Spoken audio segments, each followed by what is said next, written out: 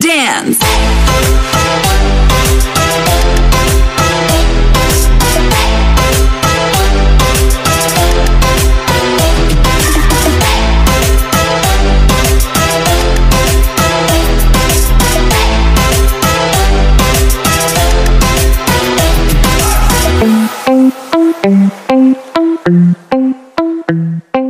Dance.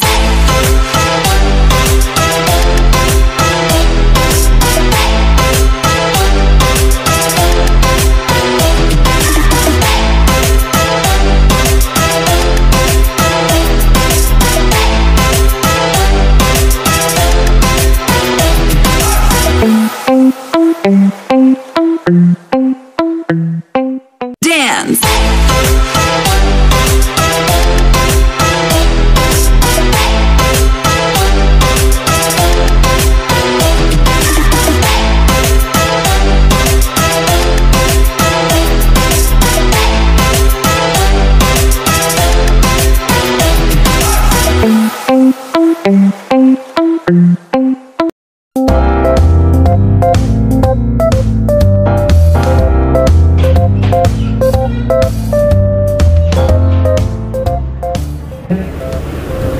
Assalamualaikum warahmatullahi wabarakatuh. Salam semangat, semoga imun Anda tetap terjaga. Semoga aral yang melintas tetap bisa kita lewati. Jangan dihindari, hadapi, jangan ratapi. Ya, kali ini saya berada di kantor Dinas Kependudukan dan Catatan Sipil, tepatnya di edisi Rabu tanggal 28 Juli 2021. Tetapkan channel Anda bersama kami di Media Timur Official di program TTM Tanya-Tanya Mersya. Pemirsa, saya akan bertanya dulu pada Pak Kadis ini selaku yang menakodai Dinas Kependudukan dan Catatan Sipil secara umum ya, termasuk sejak kapan beliau ada di sini dan juga tupoksi dari Dinas Kependudukan dan Catatan Sipil secara umum. Ya, berikut ini kita simak bersama. Penonton setia channel Media Timur Official, di program Tanya-Tanya Mersya atau TTM kali ini saya bersama Kepala Dinas Kependudukan dan Catatan Sipil Kabupaten Bone. Ya. Selamat siang, saya Darmawan Pak Elori, penanggung jawab pelayanan kependudukan di Kabupaten Bone sejak 2010 sampai dengan hari ini. Ya, kurang lebih 10 tahun. Nah, itu waktu sudah cukup lama dan banyak suka duka dalam pengurusan dokumen kependudukan. Kami di Capil ini mengurus penduduk kurang lebih 900.000 orang jiwa, yaitu laki-laki dan perempuan ini setiap hari bertambah, dan kita memiliki data kependudukan wajib KTP itu lebih dari 600.000, di mana yang sudah melakukan perpotongan sudah 590.000 sekian itu, dan insya Allah dalam proses waktu berjalan sampai dengan akhir tahun kita targetkan bisa kita capai 600.000 wajib KTP yang sudah melakukan perekaman, dan ini nanti menjadi data untuk kepentingan pemilu mendatang 2024. Jadi Bapak sudah cukup lama di sini, Pak, ya? Ya, kalau bicara waktu dibanding dengan yang sebelum-sebelumnya saya termasuk lama.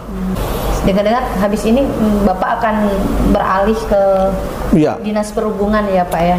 Setelah di sini saya sebenarnya sudah mendapat tugas baru di Dinas Perhubungan sejak bulan akhir Maret kemarin, ya. Tapi saya tetap menjadi penanggung jawab di Disduk Capil sampai hari ini sambil menunggu pejabat definitif nanti yang hasil lelang kemarin. Ya, secara umum tupoksi dari Dinas Kependudukan dan Catatan Sipil Kabupaten Bone seperti apa, Pak? Oh ya, tugas pokoknya itu yang memberikan pelayanan dokumen kependudukan kepada semua penduduk Kabupaten Bone. Dokumen yang kami maksud itu adalah kartu keluarga, KTP, dan akte kelahiran.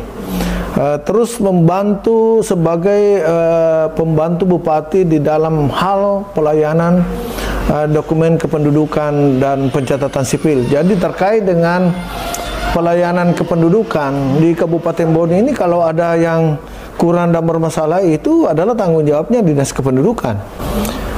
Selanjutnya dari sekian tugas, rincian tugas pelayanan kependudukan nanti akan dijelaskan oleh masing-masing kepala bidang teknis.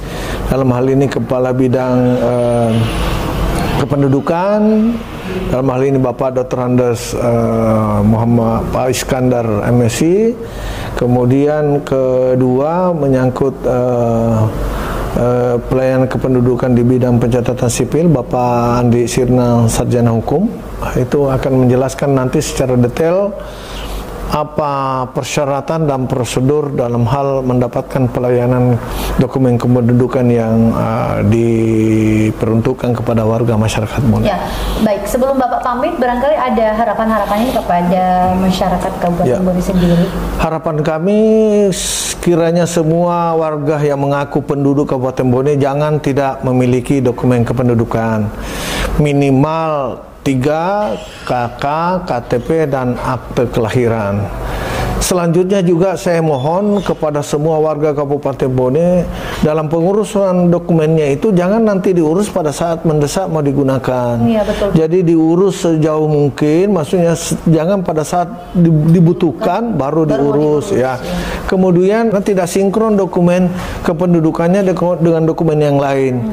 Sepertinya ijazah dan lain-lain ya. Ini yang biasanya nanti dia dapatkan itu setelah dia mau gunakan di lembaga luar lain. Nah, kalau itu terjadi seperti itu, dia mendesak dia menggunakan, tidak selesai cepat, kami semua yang disalahkan di Desdus Capil. Baik, Bapak Kadis, terima kasih banyak atas waktunya. Terima kasih kembali. Ya. Selamat bekerja kembali, tetap sehat dan semangat selalu. Amin. Tapi saya sudah tahu memang sudah tahu akan ada pengaturan begitu, tapi tidak ada dasar. Bukan ini? Pemirsa Media Timur Official di program TTM. Sekarang saya sudah bersama Bapak Dr. Iskandar MSc selaku Kepala Bidang Pelayanan Kependudukan ya Pak ya. Assalamualaikum warahmatullahi wabarakatuh. Waalaikumsalam warahmatullahi wabarakatuh. Ya Bapak, seperti tadi yang disampaikan oleh Bapak Kadis, bahwa Bapak nanti bisa menjelaskan prosedur atau mungkin program yang ada di bidang Bapak ini. Silakan Pak. Ya, baik. Yang kebetulan saya yang membidangi pelayanan pendaftaran penduduk sebagai pembantu kepala dinas yang khusus melayani penerbitan dokumen kependudukan antara lain KK, KTP, surat keterangan pindah, kartu identitas anak. Gitu. Untuk prosedurnya seperti apa Pak? Kalau prosedurnya Pendaftaran. Pertama itu kartu keluarga, penerbitan kartu keluarga itu yang pertama harus memiliki nomor induk kependudukan. Ya. Kedua, kalau sudah berpasangan suami istri, melampirkan buku nikah. Melampirkan buku nikah. Dan selanjutnya setelah namanya sudah tercantum di dalam sistem informasi administrasi kependudukan, maka diterbitkanlah kartu keluarga. Kartu keluarga, dan selanjutnya penerbitan kartu tanda penduduk. Kartu tanda penduduk itu diterbitkan setelah pada itu berusia 17 tahun. Iya. Atau pernah menikah. Terus Pak, kendala-kendala yang biasa dihadapi? Kendala-kendala yang sering dihadapi orang seringnya terjadi perbedaan dokumen. Perbedaan biodata dalam satu dokumen itu ada lain ijazahnya, lain aktenya. Kenapa? Karena pada saat penginputan data itu terjadi kesalahan penginputan. Dia mengajukan dokumen yang berbeda. Kedua, ada anak-anak itu lain nama ayahnya di antara beberapa anaknya, lain nama ayahnya yang satu, lain nama ayahnya yang kedua. Padahal itu orangnya sama. Itu sering terjadi. Tapi tetap diusahakannya biar sekarang harus dokumen itu harus seragam. Untuk pelayanan pelayanan online ada tidak Pak? Ada. Ya, seperti apa itu? Itu pelayanan online, bisa mengirim dokumen dari rumah dengan format PDF. Buat WA Pak ya? Setelah dikirim, tunggu balasan. Setelah diverifikasi baru dikembalikan ke yang bersangkutan resi pengambilannya. Baik. Nah, bisa dicetak di rumah dengan menggunakan mengirimkan nomor emailnya. Kalau dia menyertakan nomor emailnya, silakan cetak di rumah. Baik. Bisa. Nah, kemudian selanjutnya surat keterangan pindah. Ya. Surat keterangan pindah wilayah itu bagi penduduk yang ingin pindah ke suatu tempat ke daerah lain, itu mengajukan permohonan pindah. Itu tidak memerlukan lagi pengantar, cukup permohonan, ada permohonan diisi baru dilanjutkan. Baik. Ya. Dan selanjutnya kartu identitas anak. Kartu identitas anak itu berlaku bagi seluruh jenis penduduk 0 sampai 17 tahun kurang 1 hari. Selanjutnya bidang apa lagi Pak yang? Bidang pencatatan sipil. Pencatatan sipil ya. Terima kasih Pak atas waktunya Pak, atas penjelasannya.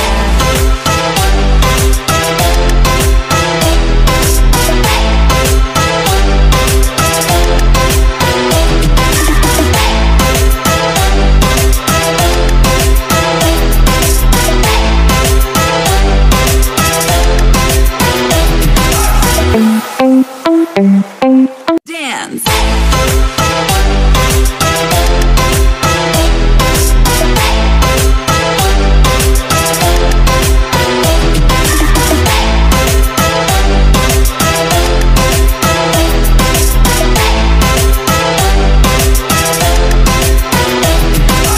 Iya, lebih lanjut kita akan mendapatkan informasi selengkapnya mengenai pelayanan pencatatan sipil. Ya, kali ini akan disampaikan oleh Bapak Andi Sirnan SH MH berikut ini. Ya, terima kasih dari Media Timur Official. Media Timur Official.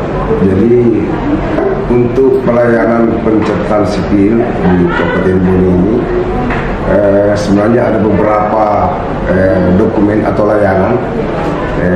Produknya berupa akte kelahiran, akte kematian, akte perkawinan, perceraian, kemudian ada istilah perubahan nama, pembetulan nama, dan pembatalan akta.